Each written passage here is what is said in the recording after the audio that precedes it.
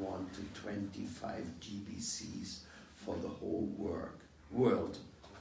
I said, this is nonsense, it's impossible. 25 people cannot represent the whole world as far as administration is concerned, as far as whatever kind of spiritual guidance you want to give to people. And I defied them, and I said, you cannot show that, because Prabhupada gave a different instruction. He said, no GBC should have more than 6 temples. That instruction is in writing, no? And then he said that every 6 temple presidents, they should pick amongst themselves the one for GBC who they feel the most trust in, that they will actually coordinate. Now, in our Vrinda mission, we have a different system. We work with the Brahminical guardians, and then there's the senior devotees, the Ritvik acharyas, and Ritvik acharyas, and they will look very carefully after the things. The difference is that in the Vrinda missions, those who oversee the progress of the missions, they are not the elder devotees.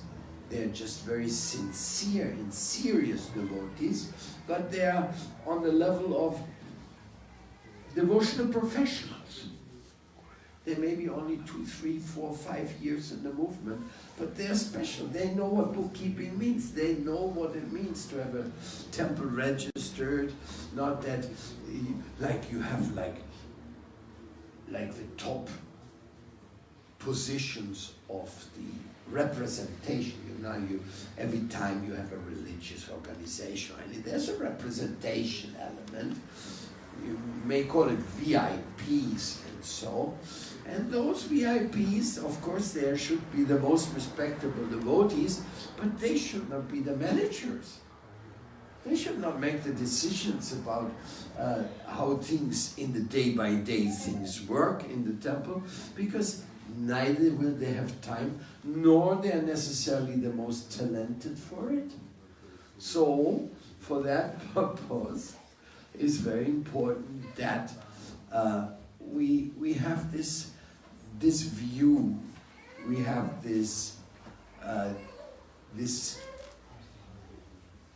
administrative fulfilling the need of what is necessary in any type of mission. You know, for me, the mission is just like a car. It's a little stupid analogy, but a car has to run. If it doesn't run, bring it to the garage. Get a mechanic to fix it. A mission is a vehicle, and it has to fulfill Prabhupada's orders. And for that, you have to have the door open, a receptionist there, a book department which has books printed from the acharyas, where they keep whatever book is sold. They take the part which is for the printing, for printing new books. Many, just like in a car. It's not only putting gas in the car. There has to be air in the tire, there has to be oil in the motor, there has to be so many things that a car will work, and the brakes have to be responding to the foot pedal and everything.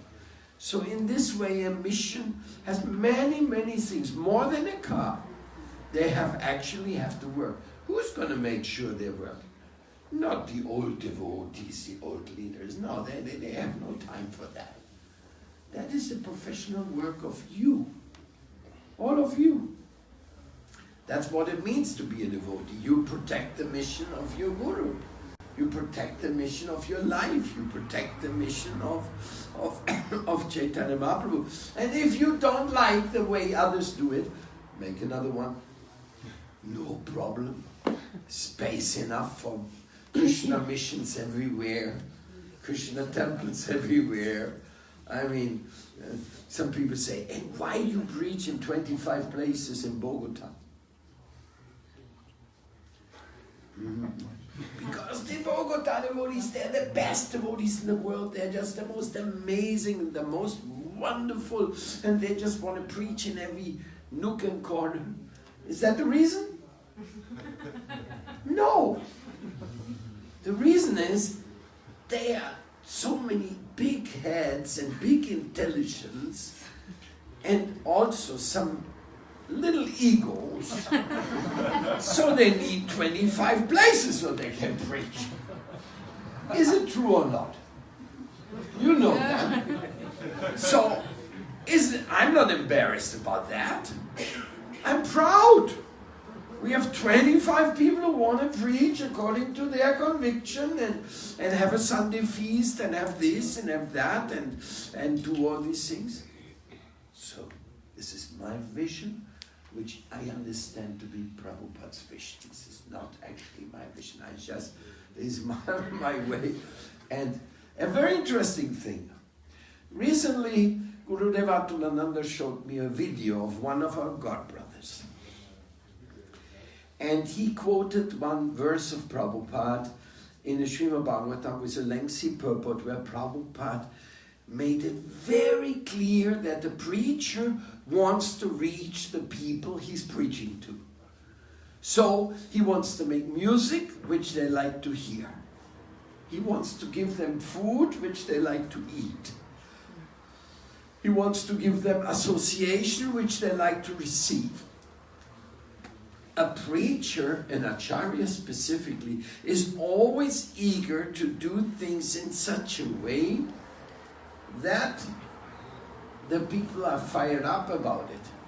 Say, yes, this is great. And for that you have to have